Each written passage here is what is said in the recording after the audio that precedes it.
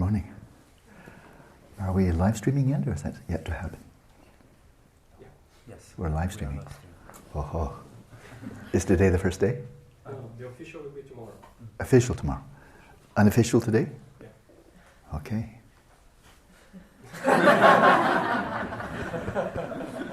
Hello, world.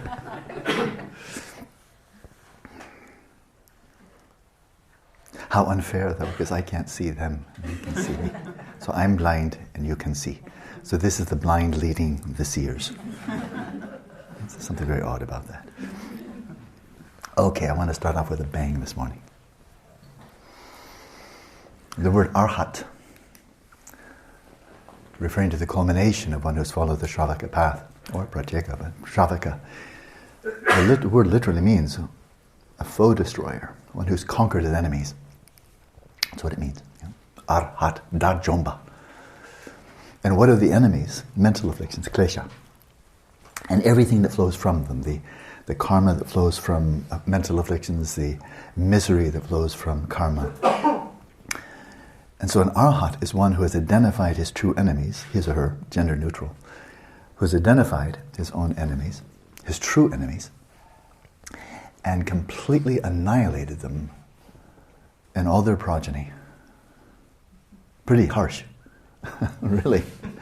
I mean, it's killed them all. And so that they will never crop up. It's like wiping out a whole species. The passenger pigeons will never come back, right? They were wiped out completely. No eggs. No nothing. I don't think we even have DNA.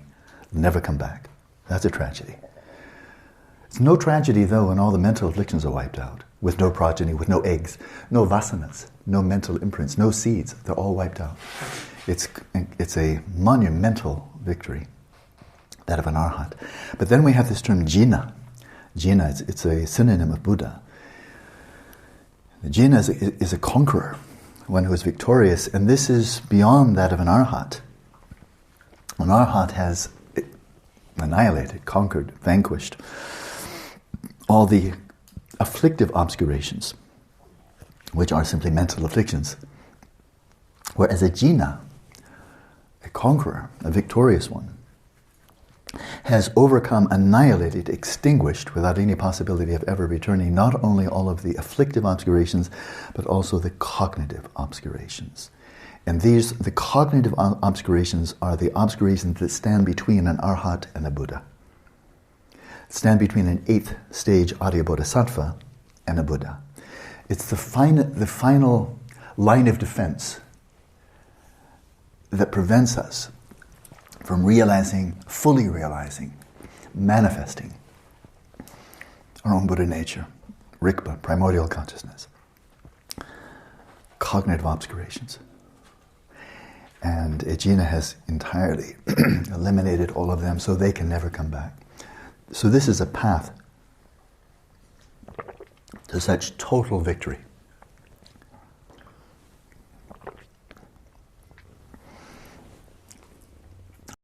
And although this word gives, I think, all of us the creeps, I'm going to use it anyway, because this is the real meaning. Holy war. Holy war. How many times has that word been used in history? Going back to the Old Testament or the Jewish Bible, going back to religions in the East and the West. It's all over the place. But of course, it's not only religious people who are waging war. People wage war for the same old power, money, wealth, ego, and so forth. And very, very often throughout history, it's often justified as God is on our side. And the enemy, of course, is externalized as other people. Right? That's not a holy war, that's a sham. Whether you call it a jihad, you call it a crusade, you call it a holy war, you call it God on our side, it's all just expression of miserable delusion. This is a holy war. This is a holy war. Our only enemies are mental afflictions. Our only enemies are the obscurations of our own mind. So I've been very harsh on occasion of condemning materialism and condemning absurd misrepresentations of Buddhism, condemning closed-mindedness and so forth. I try to take a clean shot though, because I bring out bazookas, but I try to take a clean shot. And that is target the delusion. What is said, what is asserted, and not the asserter. Because people change their beliefs. People say one thing and then they say another. So, no collateral damage. Go ahead and do bullshit, whatever you like, but no collateral damage. Don't harm anybody because they can always be freed. They have Buddha nature. Delusion, silly statements like, not having any desire for anything to change. That's simply a delusion. But the person who affirmed that, he could have another view tomorrow. He can say, oh, what a silly thing I said. Gosh, I wish I hadn't said it. So if you blow that person away, then he has no chance to change his mind. Right? And that goes for the materialists and atheists and so forth, and fundamentalists and dog-minded, belligerent people all over the place. So this is a holy war. There's no collateral damage. There's no downside. No one suffers. Isn't that wonderful? A holy war in which no one suffers. Only upside. It's only upside, right? That's a very rare war. But these are the words Buddha used. This isn't some militant, right-winger coming out and trying to militarize Buddhism. The Buddha called them arhats. The Buddha called them jinas. It's already there. And if you look at Shantideva, the great bodhisattva, military analogies run all through this text of a guide to the bodhisattva way of life. It's really there. It's really full. Let alone going into, Vajrayana. If you look at Yamataka recently, he doesn't look like he's very peaceful. It doesn't look like he would take your mental afflictions out for tea and have a cordial conversation. Why don't we work this out? I'm sure we can work out a deal where you feel comfortable with me, and I feel comfortable with you. And don't mind my 32 arms. And all the weapons and every single one. I'm really quite nice. Oh, you would not want to meet. Your mental afflictions would not want to meet Yamataka in a dark alley. So when we hear this, and we've been hearing this for 2,500 years, this is old terminology, it's very easy. There's an enormous temptation, as far as I can tell. Many Buddhists succumb to this temptation. Say, okay, liberation, okay, enlightenment, let's go for it. Let's bring out the elite troops. Let's bring out our best. So what's for the Shravakayana? What's the elite troops? The elite troops, right? Vipassana. That's your cutting edge. That's the best you've got. Vipashyana, right? Bring out the Vipassana. Never mind ethics. Okay. Follow the 5 precepts, And Shamatha, I think we can probably do with momentary. That'll be enough. Bring out the elite troops. Vipassana. And so you bring out the elite troops. You know what happens? I can tell you what happens. It's like Second World War. You bring out your elite troops, and there are the mental victims. They got machine guns, and they just blow you down. They cut you down like grass with coarse conceptualization. The coarse conceptualization. Bring out your Vipassana. You got dead corpses of Vipassana all over the place. And if you just used up your elite troops, too bad. You didn't think that maybe you should wipe out the machine gunners before you brought in your elite troops. Go to Mahayana. Oh, bring in meditation and emptiness. That's really deep. Go to Vajrayana. Bring in Zen. Bring in Dogen, this majestic, great master Dogen. Bring in just sitting. Down go the Zen meditators. Go to Vajrayana. Bring in the 6 dharmas of Naropa.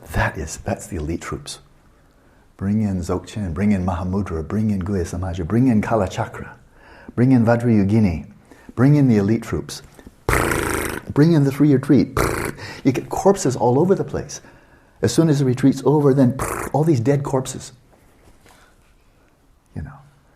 And it's the same old stupid machine gunners that's wiping out all your elite troops, and it's just the same old obsessive compulsive delusional disorder. Like, you hadn't thought maybe you should wipe out the machine gunner before you bring your elite troops in? This is bad strategy.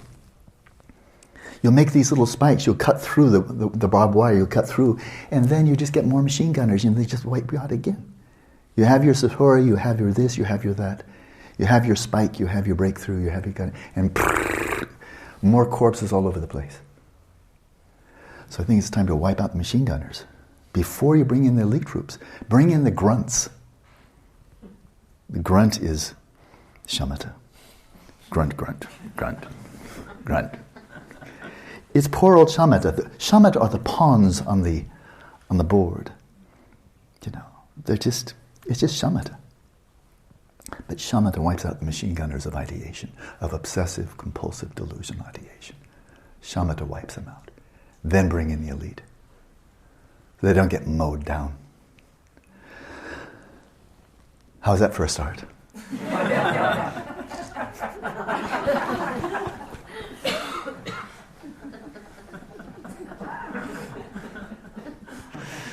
I'm really nice.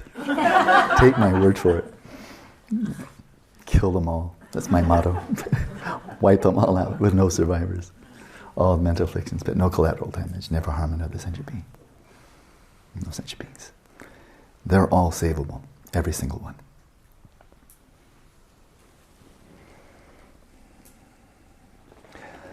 So, in terms of military analogy, the first major phase, central phase of Dzogchen practice, Trekchö. Look at the terminology. Tek is something gnarly, hard, gritty, hard to get through, impermeable. And Chö means it's William Wallace's big sword, cutting through. It's not one of those little wimpy, would you like some snails with your death? Would you like some escargot? You know. I love the straightforwardness of the Scots. We're not playing around here. I'm just going to cut off your head. And you'll get no escargot. Because you won't have a head. Trekchö, you're cutting through. You're cutting through something that's hard and gnarly, and that is reification.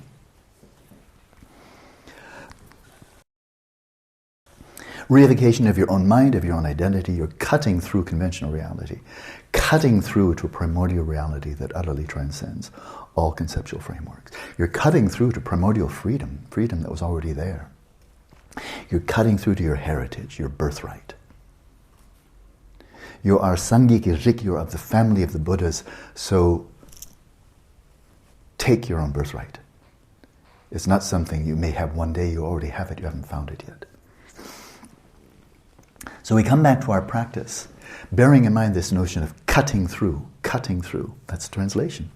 Good translation of Trekchö, cutting through to the original purity of your own pristine awareness, which is nothing other than Dhammakaya.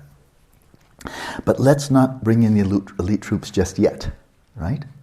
Let's go back to the grunts to make sure that we wipe out those machine gun nests of vikalpa, obsessive ideation. Because whether you're a Tummo practitioner, stage of completion, Dzogchen, Mahamudra, Vipashyana, and so forth, if you haven't wiped out the machine gun nest of vikalpa, they will wipe you out. It will be a war of attrition. You'll do your 3-year retreat, your 6 retreat, you'll go off to Burma for 10 years, and if you have not wiped out that, they're going to mow you down. They're so persistent, they will wear you out, you know. And so we have to cut through simple ideation, let alone the big one, let alone finally taking the king in the center of the castle. We have to cut through. And so we come back to this simple grunt practice, shamatha. But really, the cutting edge of that is this practice right here, which Maitripa calls the pinnacle, the ultimate, the final. This is kind of like bringing in the heavies within the domain of shamatha. And that is the shamatha of non-conceptualization, where we're not simply allowing the ideation to die away a natural death as you gradually settle your mind in its natural state. Just watching them all die of old age, basically. Or die of malnutrition, better. I mean, that's kind of a siege approach. You know, surround the castle and just let them all starve to death. Isn't this nice terminology? I'm really cutting off heads, starving to death, wiping them out, you know. Like, okay, here we are. This is real Buddhism. This is not the namby-pamby Buddhism, making friends with your mental afflictions. This is not psychotherapy. This is war. Okay. Just want to make clear distinction. So we're coming to this practice that Panchen Lozang says, whatever thought comes up, cut it off immediately. It's violent terminology. But again, never against any sentient being. That's absolutely a crucial point. The first point is never directed to a sentient being. No, we're just directing to this obsessive thoughts coming up. Cut them off. Well, let's bring some insight to this. It's always good to enrich one's shamatha with insights when they're available and they're relevant. So I would suggest now's the time to attend very closely. This is really useful. It goes right from the Dzogchen tradition. We're going to go into the practice. It will be a non-guided practice, so I'm going to front load it. Spend a bit of time, as much time as you need, settling body, speech, and mind, calming, discursive, so at least the landscape is less cluttered, right? Less cluttered by obsessive ideation, right? A little bit of peace and quiet. You thin them out a little bit with mindfulness of breathing. And then, as you simply rest there in awareness, inverting awareness right in upon itself, which is kind of like the mouth from which all the thoughts and desires and mental afflictions and so forth emerge. It can happen, that is, you're very attentive there, right there at the aperture of the mind. It's possible that some expression of a mental affliction of attachment, craving, will arise.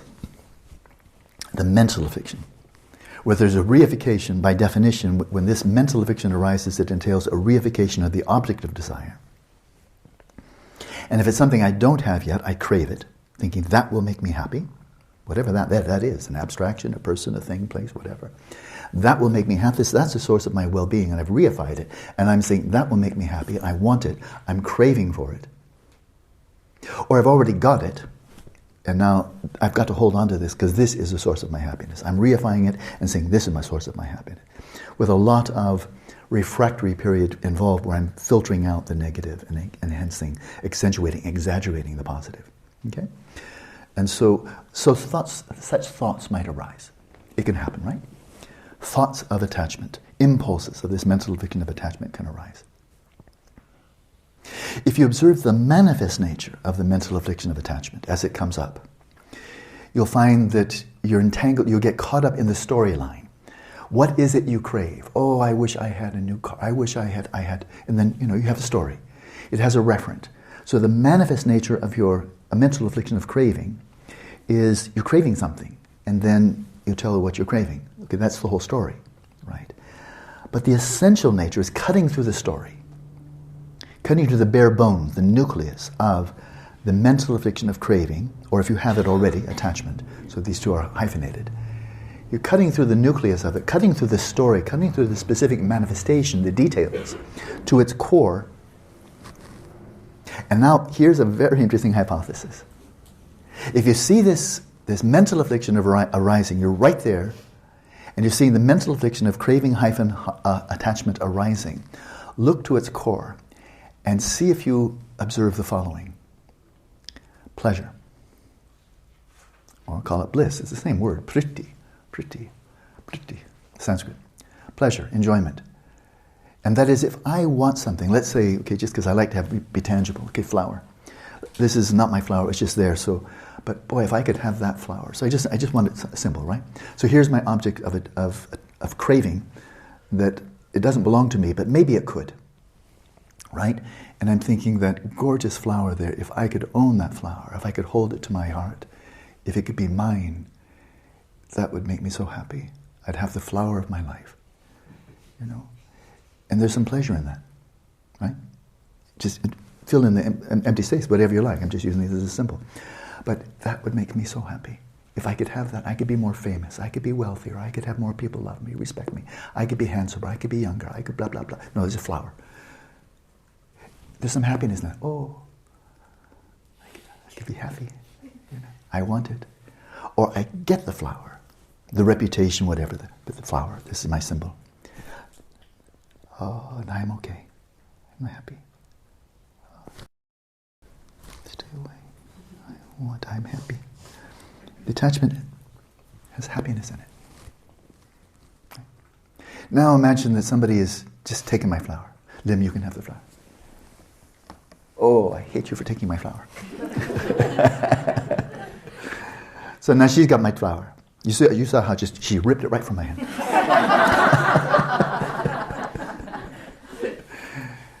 And so now I'm so upset. anger, resentment, hostility, hatred, malevolence, and so forth. Oh, I can't stand that awful woman Lim. Just ripped it from my hand. She took the flower of my life. And imagine this, again, I'm making this very silly because no collateral damage, right? But imagine it's real. That was silly, this is silly. That she's my enemy, of course not. But actual anger is arising. I've got to get back. I hate this. This is awful, terrible, intolerable. Can't stand it. There's something very sharp about that. The quality of awareness, when you cut through, I'm upset with her, or I'm upset she took my flower, and so forth. When you cut through the manifest nature, cut through the essential nature, when anger is blazing, I'm enraged, I'm engulfed, I'm inflamed with anger, hatred, malevolence, malice. So it's bright, it's sharp, it burns, it's acute, it's luminosity. Look into attachment, its essential nature, you're going to find bliss. Look into anger, its essential nature. You're going to find it's like a blowtorch. Very bright, luminous, intense. You don't have anything such thing as kind of mellow, soft, gentle anger. Right? That's intense. And then we go to delusion. Delusional thoughts coming up. Just confusion, dull. We all know what that is, right? And we can be deluded, we get confused, bewildered, ignorant, dopey, idiotic, etc. We have that family there. And that can arise. It can happen as a result of jet lag. It can happen as a result of, various things. Brain damage and so forth, but it just happens in daily life, of course, where we just slip into a state where, for a while, one's stupid. I noticed that. On occasion, I've noticed, like, if I have very little sleep and I've been working hard, maybe too much, then I'll notice sometimes, my mind now is relatively stupid. I'll recognize it.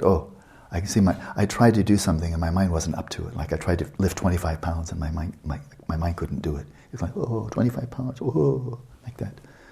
So with very clear discerning intelligence, I can say, my mind's stupid right now. Better not try to use it.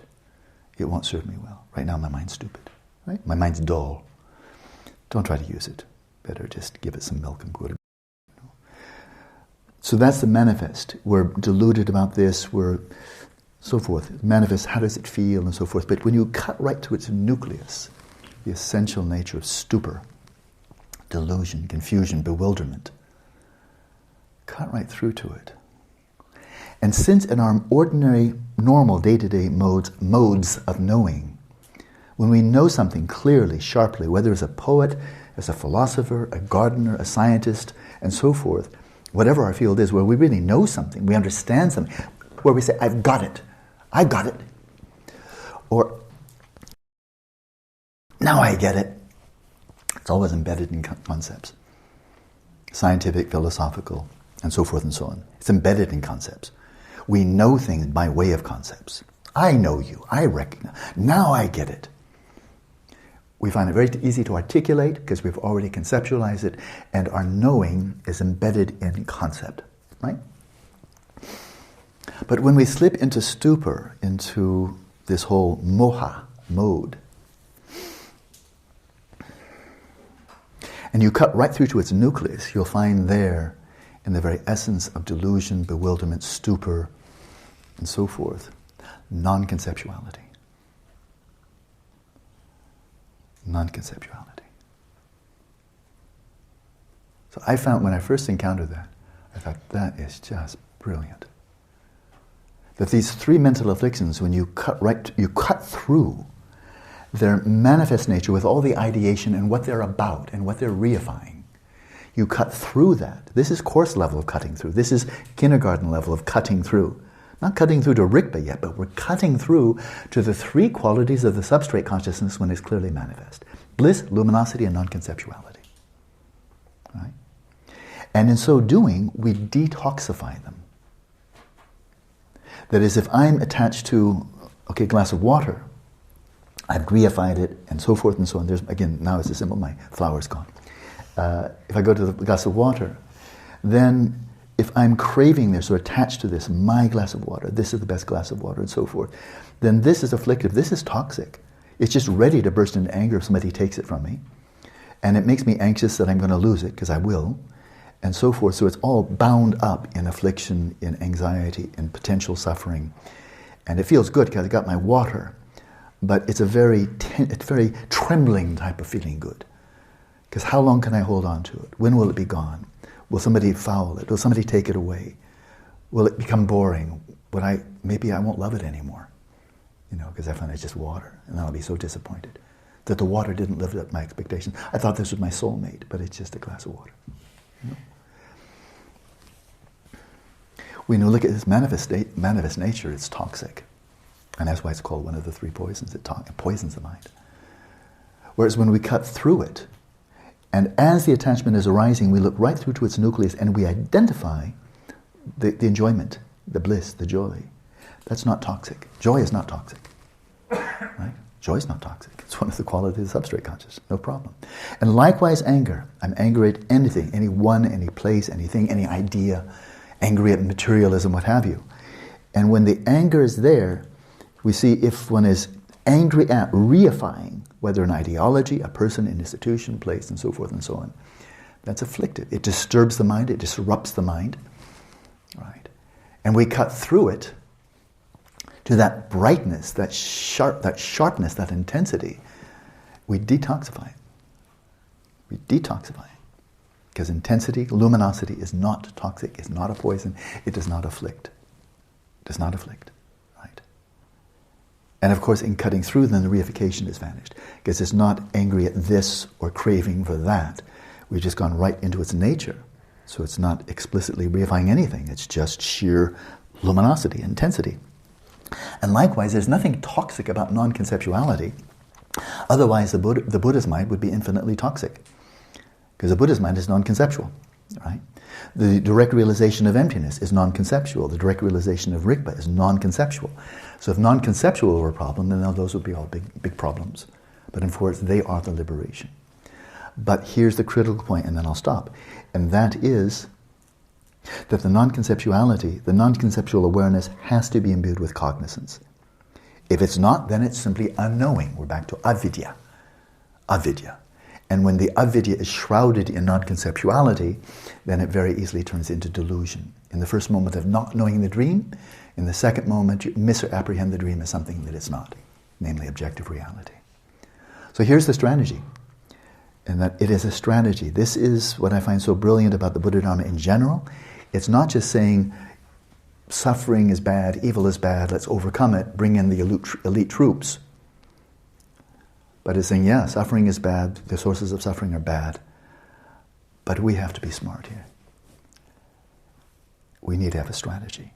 Don't bring in the elite troops at the beginning. They're to cut the king's head off. They're there to do the final work of total victory. But bring in your first troops, second troops, the first wave, the second wave. Bring in strategy. Bring in military strategy.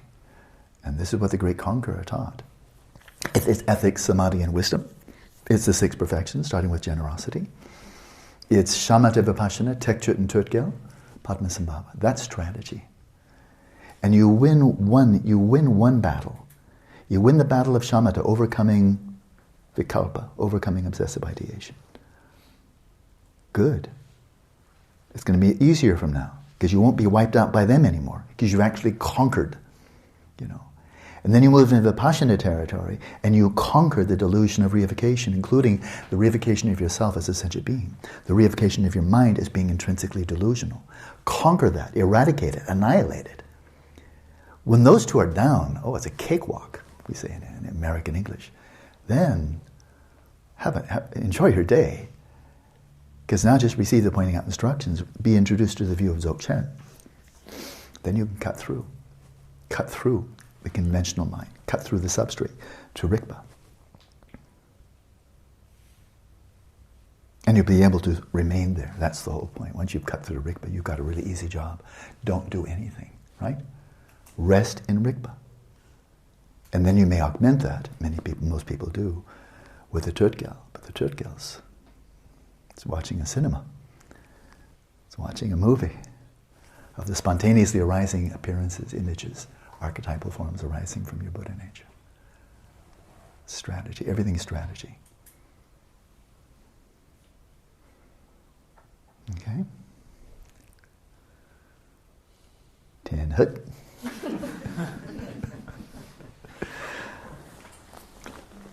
Let's have a session.